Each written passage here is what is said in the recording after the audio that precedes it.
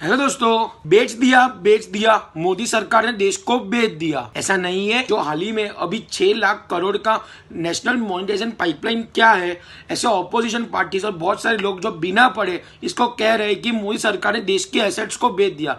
ऐसा बिल्कुल भी नहीं है। तो आज के वीडियो में आपको बताऊंगा कि ये नेशनल मॉनिटाइजेशन पाइपलाइन क्या है, इससे हमारी इंडियन इकोनॉमी को कितना बेनिफिट पहुंचने वाला है। तो वीडियो आप एंड तक देखिए।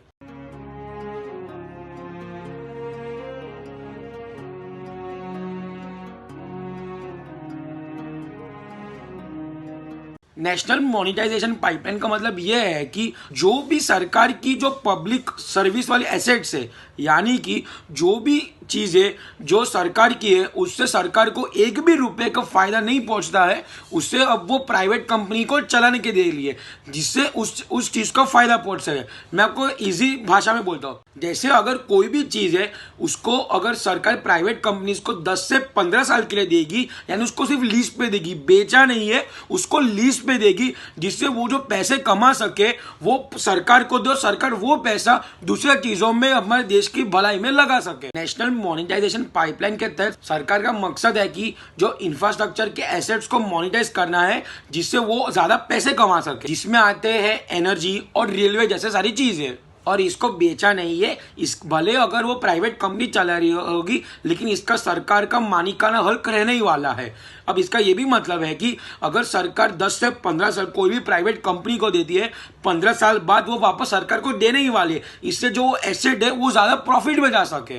अगर आपको अभी भी समझ नहीं आया तो मैं आपको एक एग्जांपल देता हूँ। सपोज आपके पास 2 घर है, एक घर जिसमें आप रहते हो और दूसरे घर में आप कभी पूरे साल में 10-12 बार सिर्फ जाते हो, तो लेकिन आपको दोनों घर का मेंटेनेंस करना ही पड़ता है और इससे आपका दोनों का खर्चा ज़्यादा होता है। तो आप क्या सोचते हो कि जो दूसरा घर है वो किसी प्राइवेट कंपनी के साथ टाई अप कर ले, ठीक है, वो प्राइवेट कंपनी हर वीकेंड में उधर कोई फंक्शंस करवाए, पार्टी करवाए, जिससे आपको भी अच्छा खासा मेंटेनेंस मिले, जिससे आपके दोनों घर का अच्छा खर्च निकल जाए, अच्छा देखभाल हो जाए, घर का सब हो जाए।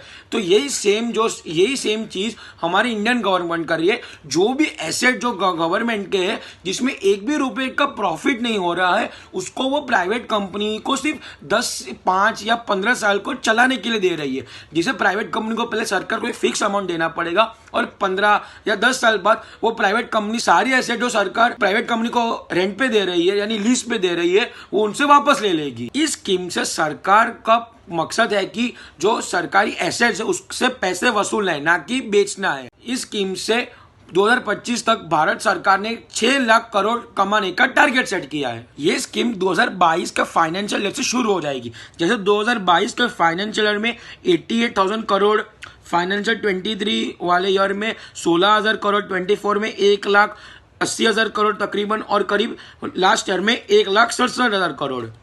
भारत का जो फाइनेंशियल ईयर है वो अप्रैल में शुरू होता है और मार्च में खत्म होता है। 4 साल में करीब 6 लाख करोड़, और ये जो लास्ट डेट है वो मार्च 2025 तक की सेट की गई है। और कौन सी चीजें को सरकार ने लीज पे डाला है मैं आपको बताता हूँ। जैसे रोडवेज को 27%, रेलवेज को 25%, पावर स्टेशन को 8%, पावर जनरेशन को 7%, टेलीकॉम को 6%, जैसे वाटर हाउसिंग को 5%, माइनिंग को 5%, गैस लाइन पाइपलाइन को 4%, ऐसे ही बाकी सारी चीजों को 4%, पोर्ट्स, एविएशन, स्पोर्ट्स स्टेडियम, उन सबको 2 से 3%। अगर हम नंबर में देखें, सरकार ने करीब 400 स्टेशन को भी किया, जिसमें 150 ट्रेन है। दोस्तों, आपको ये लगता होगा कि 400 स्टेशन बहुत ही हाई नंबर है, लेकिन आपको ये फैक्ट बताना चाहता हूँ कि जो 400 स्टेशन है वो इंडिया के टोटल स्टेशन का सिर्फ 5.5% है। और जो ये सरकार अगर 6 लाख करोड़ का पैसे कमा लेती है तो वही पैसा सारा इंफ्रास्ट्रक्चर में इन्वेस्ट करेगी, जिससे हमारे देश को और मजबूती मिले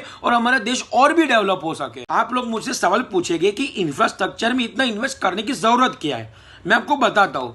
अभी तक बहुत सारे लोगों को पता नहीं चल पाया कि चाइना हमसे इतना आगे कैसे निकल गया।